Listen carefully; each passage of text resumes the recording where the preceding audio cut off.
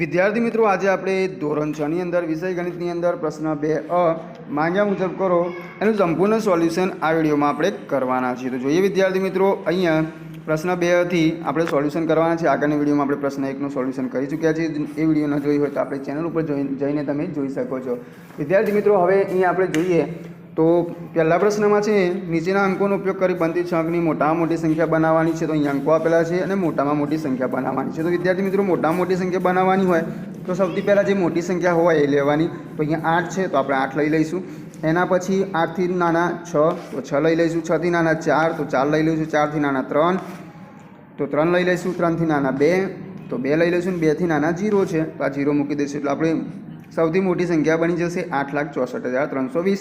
ક્રમશઃ આ રીતે વિદ્યાર્થી મિત્રો બનાવતા જઈશું એટલે દરેકની મોટી સંખ્યા છે બની જશે। બીજામાં બનશે 8,75,320, ત્રીજામાં 8,65,431, ચોથામાં 9,86,432। એના પછી પ્રશ્ન નંબર 2 છે, એમાં છે નીચેની સંખ્યાઓને શબ્દોમાં લખો। તો અહીંયા વિદ્યાર્થી મિત્રો 8,93,40,532 આપેલા છે, તેના શબ્દોમાં આપણે આ રીતે લખીશું 8,93,40,532। જ્યારે અહીંયા 3,67,58,094, અહીંયા 7,05,06,348 અને અહીંયા છે ચોથા નંબરમાં 5,60,73,531। એના પછી છે પ્રશ્ન નંબર 3, નીચેની સંખ્યાઓને અંકોમાં લખો। તો અહીંયા જે શબ્દો છે 9,18,23,675, તો એને આપણે આ રીતે 9,18,23,675 અંકોમાં લખીશું। અહીંયા એના પછી 1,08,52,929, અહીંયા આપણે આ રીતે લખીશું અંકોમાં। ત્રીજા નંબરમાં છે 6,33,93,836, તો એને આપણે આ રીતે લખીશું અંકોમાં। પછી 4,90,85,764, તો 4,90,85,764 આ રીતે આપણે લખીશું અંકોમાં।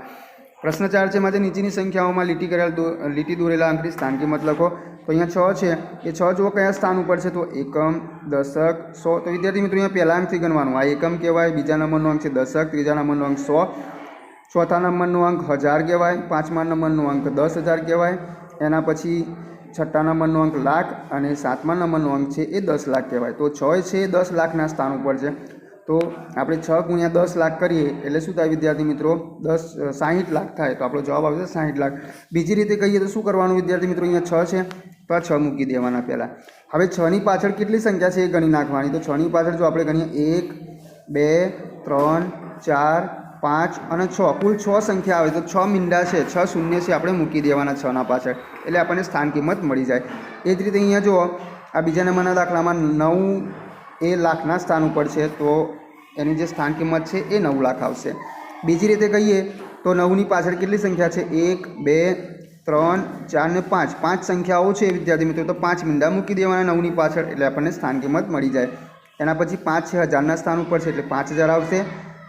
બીજી રીતે કહીએ તો 5 ની પાછળ 3 સંખ્યા 1, 2 ને 3, તો 3 મીંડા મૂકી દેવાના 5 ની પાછળ એટલે 5000 આપણો જવાબ આવશે। અને એના પછી અહીંયા 5 છે એ કરોડના સ્થાન ઉપર છે એટલે 5 કરોડ આપણો જવાબ આવશે। નીચેની સંખ્યાને ચડતા ક્રમમાં લખો। તો વિદ્યાર્થી મિત્રો અહીંયા આપણને સંખ્યાઓ આપેલી છે 2,50,46,231, 2,50,64,231, 2,50,46,321 અને 2,50,46,312। હવે ચડતા ક્રમમાં ગોઠવવાનું કીધું તો સૌથી નાની સંખ્યા કઈ છે એ જોવાનું વિદ્યાર્થી મિત્રો। તો અહીંયા જુઓ આ 2,50,46,000 સુધી તો બધા સરખા જ છે, બરાબર, બધામાં 2,50,00,000 આપણને જોવા મળે છે। અહીંયા પણ વિદ્યાર્થી મિત્રો અહીંયા આપણે જોઈએ તો સૌથી નાના આપણને શું જોવા મળે છે, તો અહીંયા આ 231, અહીંયા 231 અને અહીંયા 321 અને અહીંયા 312 છે। તો વિદ્યાર્થી મિત્રો આ 231 છે એ સૌથી નાના છે તે લખીશું। એનાથી મોટા છે વિદ્યાર્થી મિત્રો આ 312 છે એ લખીશું।